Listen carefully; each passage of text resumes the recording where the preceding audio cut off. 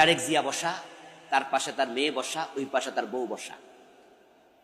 কোরআন তেলাওয়াত করছিল আমাদের হাফেজ সালেহ আহমদ তাকরিম, বিশ্ববিখ্যাত হাফেজ, ছোট মানুষ।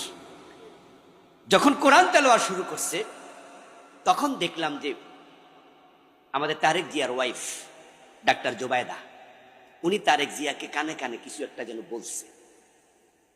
আর তারেক জিয়া একটু হেলাইয়া তার মেয়েটার গায়ে হাত দিছে, জাইমার গায়ে হাত দিয়া কানে কানে কি কইছে। এর মাঝে দেখি জাইমা রহমান তার ওড়নাটা মাথায় দিছে।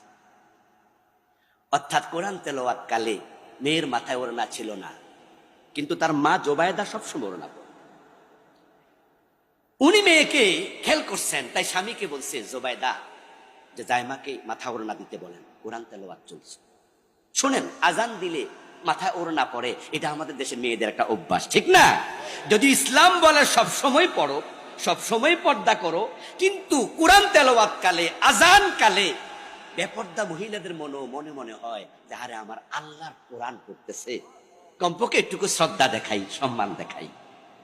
যখন আজান হয় দেখবেন কিছু ওড়না সারা মহিলা হেরো মাথার উপরে কি দেয়, মনে মনে কয় যে আমার আল্লাহর নাম কইতাছে, কমপক্ষে একটু শ্রদ্ধা দেখাই।